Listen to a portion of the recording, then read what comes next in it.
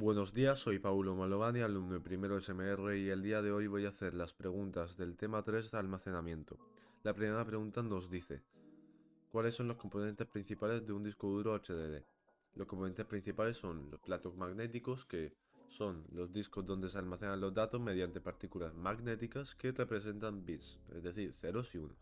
Luego tenemos los cabezales de lectura y escritura, que son como un brazo móvil que accede a las pistas, gira para leer o escribir datos.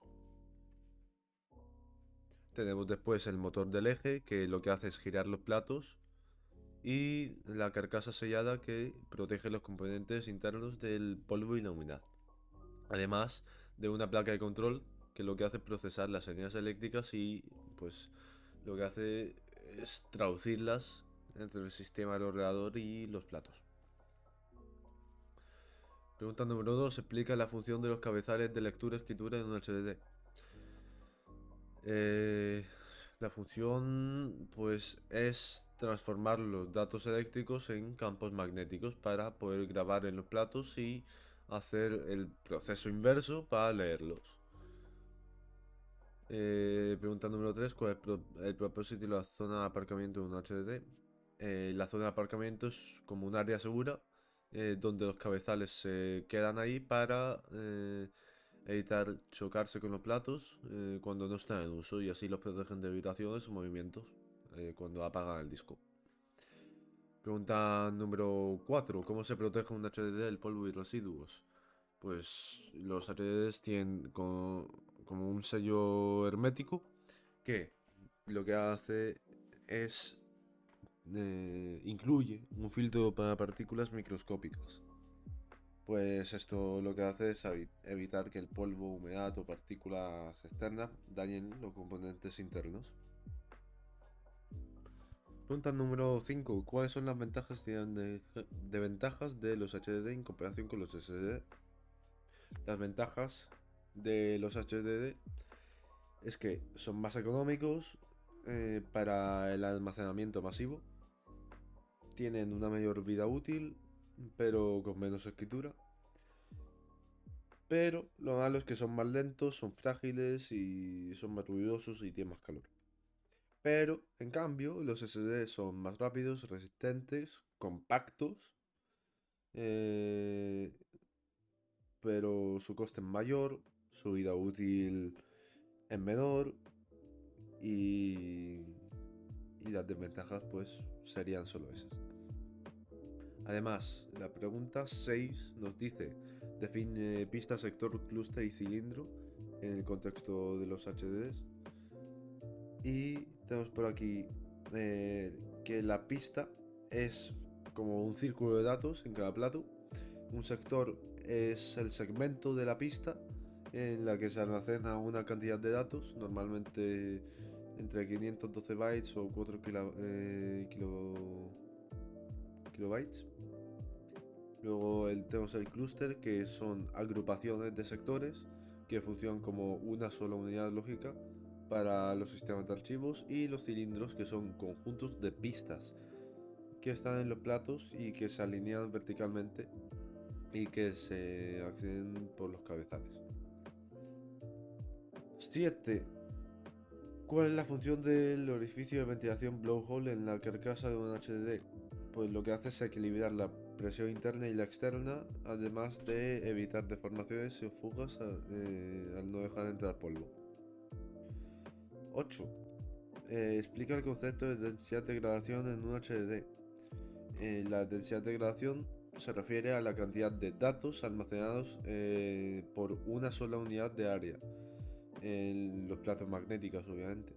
Y esto nos lleva a que cuanto mayor sea la densidad, más capacidad puede tener el HDD en el mismo espacio físico. Por ello, discos con el mismo tamaño pueden almacenar diferentes tamaños, mayores o menores.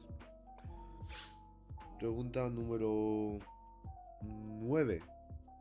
¿Cuál es la velocidad de rotación típica para los HDD en portátiles y sobremesa? La típica en portátiles suele ser más o menos 5400, mientras que los sobremesas suelen ser 7200, aunque unos de gama más alta 10000 o más.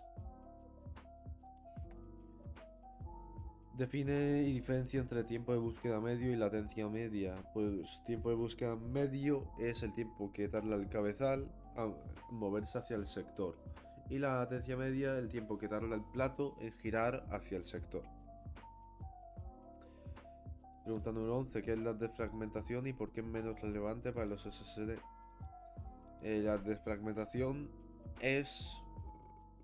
Bueno, lo que hace es reorganizar los datos en un HDD para que estén contiguos y no haya espacios vacíos. Pero como en un SSD no tienen cabezales ni platos, pues los datos se acceden directamente desde bloques de memoria, así que da más igual. Pregunta número 1 de dispositivos ópticos. De CDs y DVDs. La 1 nos dice, describe la estructura de un CD o DVD en capas y materiales. Pues consiste en varias capas. Que la primera capa es la de sustrato de policarbonato, que es lo que le da soporte y estructura. Después la capa reflectante, que suele estar hecha de aluminio o también de plata, y lo que hace es reflejar el láser para que se puedan leer los datos. Después la capa obviamente de datos, donde están los bits y lands que codifican la información.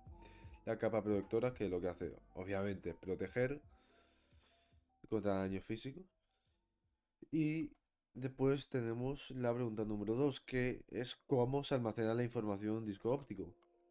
Pues se almacena mediante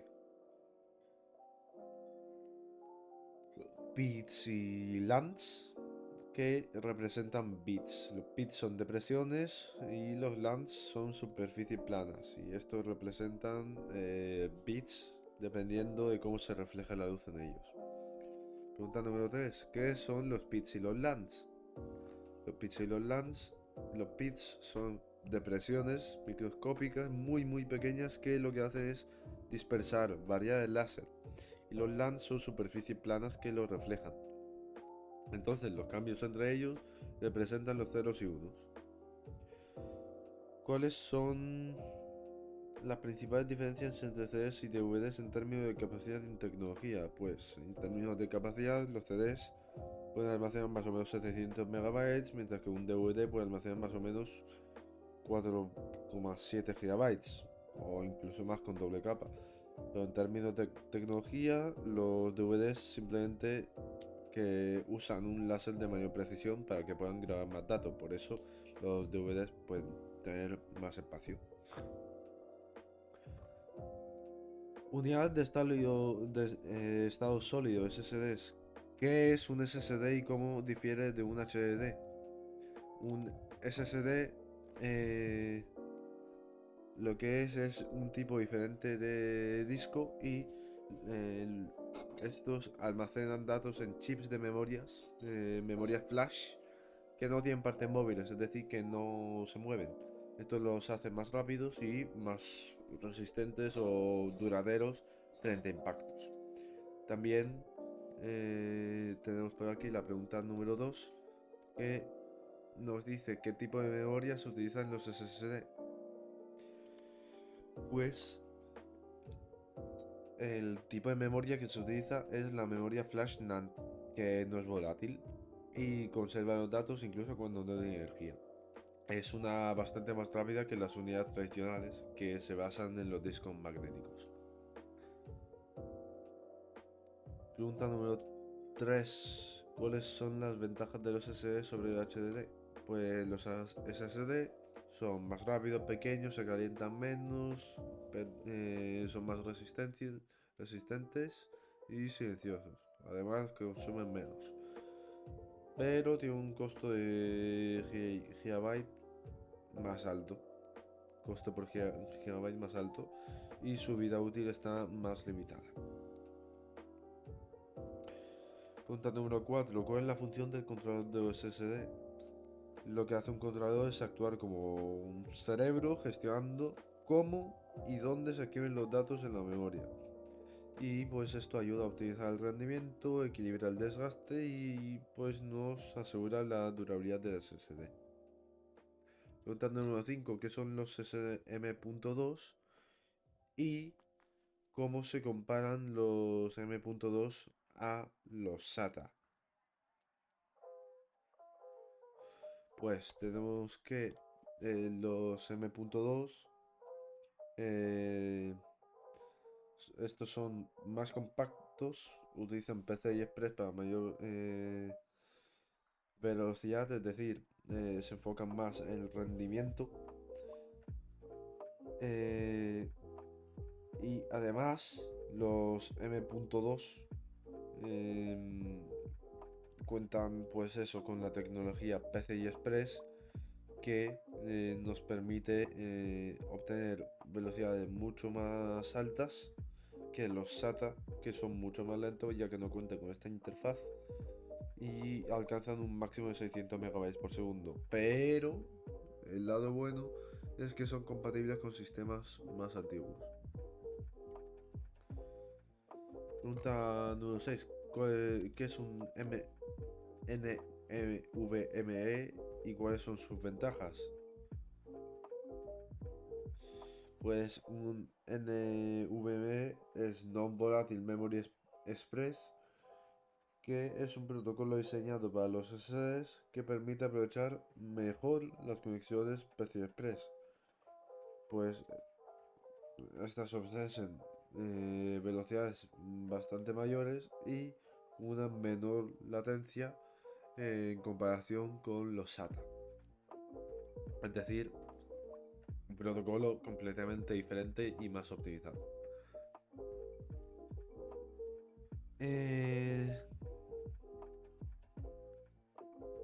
¿Cuáles son las limitaciones de los SSD con respecto a los ciclos de lectura-escritura? Pues las limitaciones son que tienen literalmente un número limitado de ciclos, aunque los contadores más modernos optimizan el uso de esto para que duren más, aunque incluso con eso siguen siendo menos ideales o útiles, podríamos decir, para almacenamiento masivo o constante sobre escritura. Y por último llegamos a la parte final de particiones y formato. Que la primera pregunta de esta parte nos dice: explica la diferencia entre esquemas de particionado MBR y GPT. MBR es Master Boot Record, que es un sistema más antiguo que utiliza una tabla de particiones que se ubica en los primeros 12 bytes del disco. Soporta hasta 4 particiones primarias y un tamaño máximo de 2 teras por partición. Y GPT es GUID Partition Table, que es un esquema más moderno que almacena múltiples copias. Soporta hasta 128 particiones y permite más de 2 teras. 2. ¿Cuáles son las limitaciones de esquema de particionado MBR? Las principales diferencias es que admite solo hasta 2 teras, máximo 4 particiones primarias y no cuenta con redundancia de tabla de particiones. Es decir, que puede tener más riesgo si se daña, puedes perder los datos. Pregunta número 3. ¿Cuáles son las ventajas del particionado GPT sobre el MBR?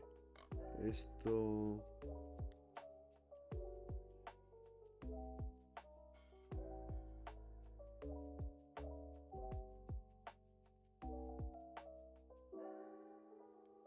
Vale, nada. Y las ventajas del GPT sobre esto, a ver.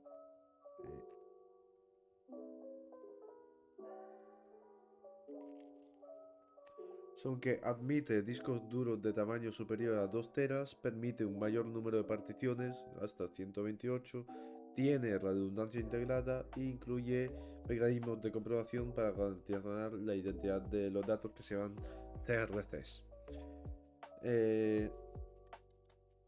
Siguiente, define diferencia entre particiones primarias, extendidas y lógicas. Una partición primaria se utiliza para almacenar los datos de sistemas operativos y puede tener hasta 4 en el caso del MBR. Las particiones extendidas son particiones especiales que actúan como un contenedor para las particiones lógicas. Y las lógicas pues son particiones que están dentro de las entendillas y que son útiles cuando necesitan más de 4 particiones en un disco con un esquema MBR. Y esto, las particiones lógicas, pues lo que pueden hacer es dividir los procesadores, memoria y los recursos del hardware en varios entornos para que cada entorno pueda funcionar de forma independiente y asignarle unos recursos diferentes. Después tenemos, explica el concepto de tabla de particiones.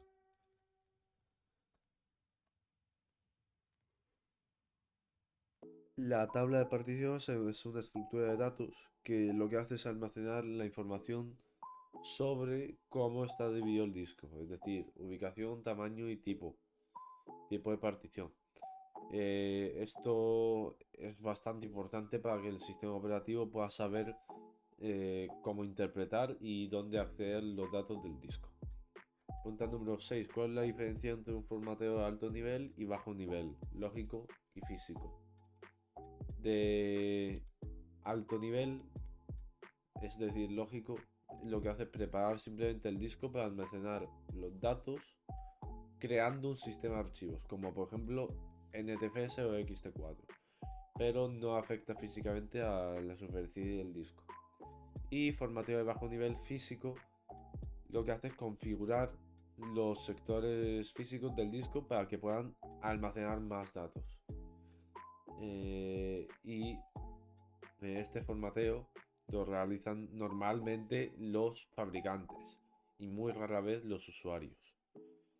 Pero, en cambio, en la pregunta 7 nos dice en qué circunstancias sería necesario un formateo de bajo nivel. Pues en las circunstancias cuando, por ejemplo, tienes sectores defectuosos y el software no lo puede seleccionar, o en discos magnéticos que son más antiguos para restaurar la estructura física, o directamente los que no tienen un remapeo de sectores. Pregunta número 8 y última por el día de hoy. ¿Cuáles son algunos sistemas de archivos comunes? Por ejemplo, NTFS, XT y HFS Plus.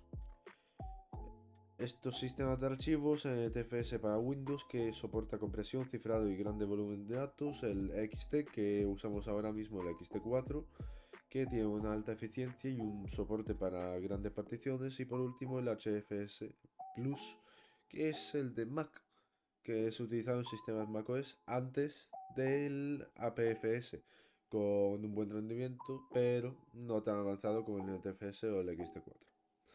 Y esto sería todo por el día de hoy y las preguntas estarían terminadas.